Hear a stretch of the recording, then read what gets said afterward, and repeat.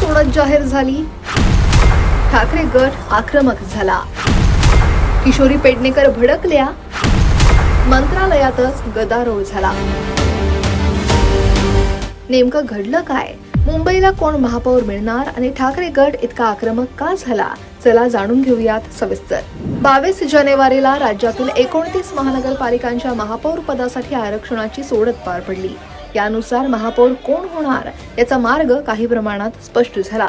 अनेक शहरांमध्ये अनपेक्षित आरक्षण जाहीर झाल्यानं राजकीय वर्तुळात चर्चांना उधाण आलंय. यंदा मुंबईचं महापौर पद हे सर्वसाधारण महिलेसाठी आरक्षित करण्यात आलंय. याचा अर्थ मुंबईला 8व्यांदा महिला महापौर मिळणार आहे, जो एक विक्रमच म्हणावा लागेल. यापूर्वीही 2दा मुंबईचं महापौर पद सर्वसाधारण प्रवर्गातील महिलांसाठी राखीव ठेवण्यात आलं होतं. मात्र या घोषणेनं ठाकरे गटाला मोठा धक्का बसलाय. याच वेळी माजी महापौर किशोरी पेडणेकर यांनी या सोडतीवर तीव्र आक्षेप घेतला. महिला ओबीसी वो चिट्ठी नहीं डाली, अभी तक महिला ओबीसी नहीं हुई है, महिला ओबीसी झालेली नाही. हा ओबीसी नाही झालंय. 2019 2022 हे ओपन होतं. ओबीसी यायला पाहिजे तो ओबीसीवर अन्याय केलाच. तोपर्यंत निवडणूक व्हायच्या आधी शेड्यूल कास्ट किती असायला पाहिजे.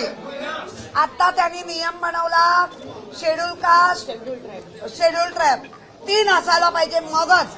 म्हणजे तुम्ही जाणून बुजून शेड्यूल ट्राइबचे आमच्याकडे 2 उमेदवार आहे, तिथे तुमचा बृहन्मुंबईमध्ये तिथे तुमचा हा नियम लागतो. याचा अर्थ लॉटरी ठरवून केली म्हणून या संपूर्ण लॉटरी सिस्टम आणि त्यांचा असलेलं निवडणूक प्रक्रिया याचा आम्ही धिक्कार करतो, निषेध करतो. त्यांच्या या आक्रमक पावित्र्यामुळे मंत्रालयात बराच वेळ तणावाचं वातावरण होतं. ठाकरे गटानं या प्रक्रियेवर बहिष्कारही टाकला.